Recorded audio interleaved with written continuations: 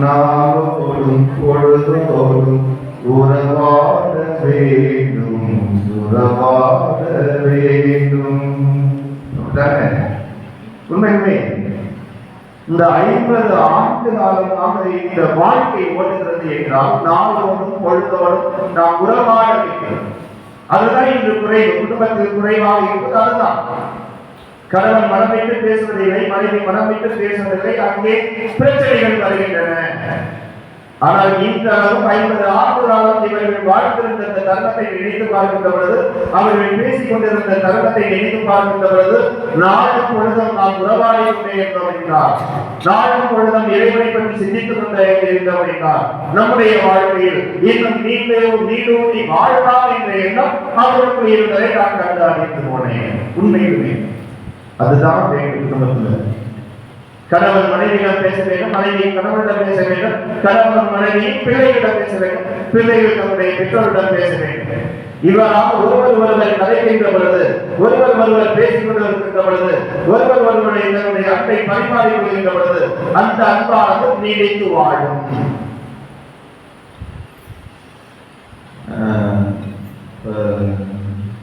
சேர்த்து கேட்கிறார், ஏன் எங்களுக்கு ஒண்ணு இல்லையா கேட்கிறார். அவர் என்ன சொன்னாரு, போன் எடுத்து நான் சொன்னேன், இது மாதிரி வந்துடணும்,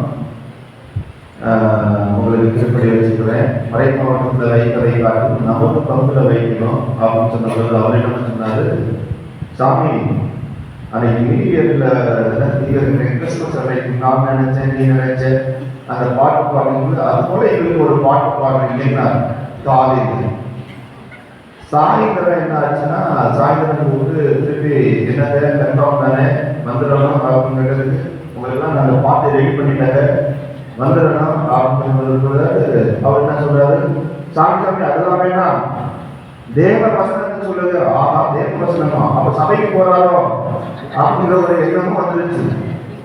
அப்ப சபைக்கு போறாரோ, சபைக்கு போறல நான் நல்ல வாக்குறுதி கொடுத்தி போனீங்க அப்படின்னு ஒரு இது வந்துருச்சு.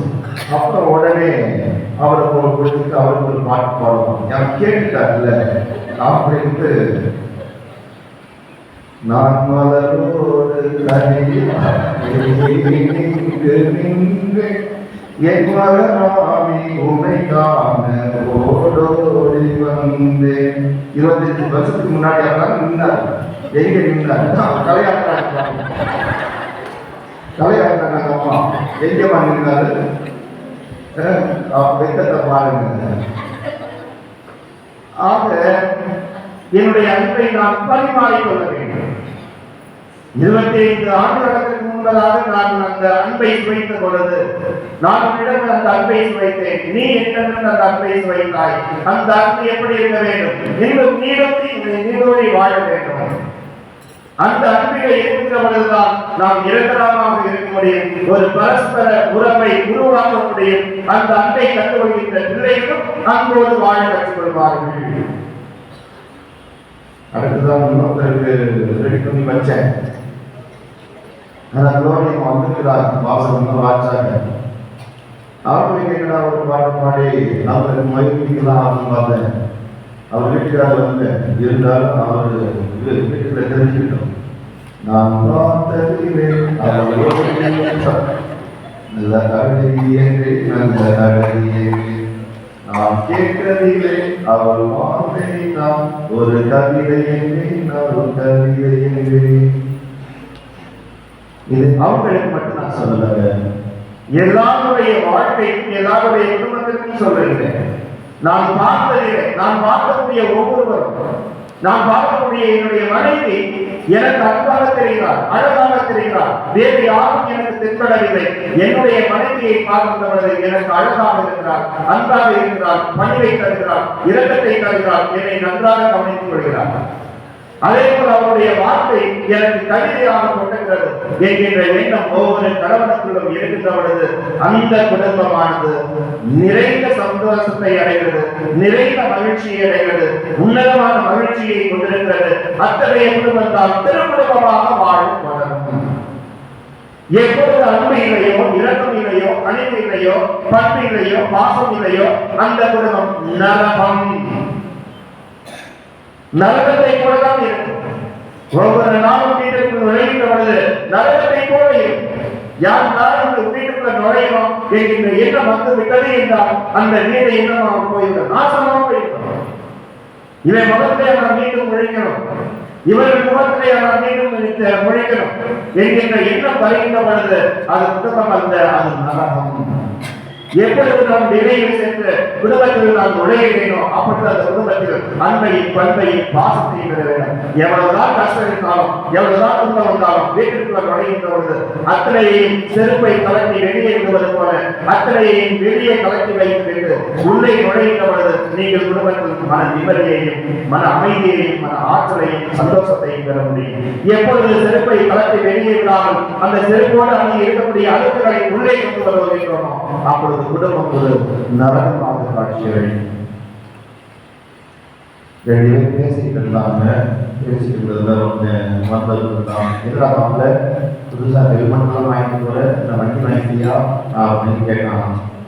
புதுசா வண்டி வாங்கிட்டேன், ஹெல்மெட்லாம் வாங்கிட்டேன் அப்படின்னு. இல்லடா சாயந்தரம் என் முன்னாடி ஒரு கூடி கட்டு வாங்கிட்டு வந்தா, அதனால பயந்து வந்துட்டு அதனால நான் வந்து என்ன செஞ்சேன், ஹெல்மெட் வாங்கிட்டேன்.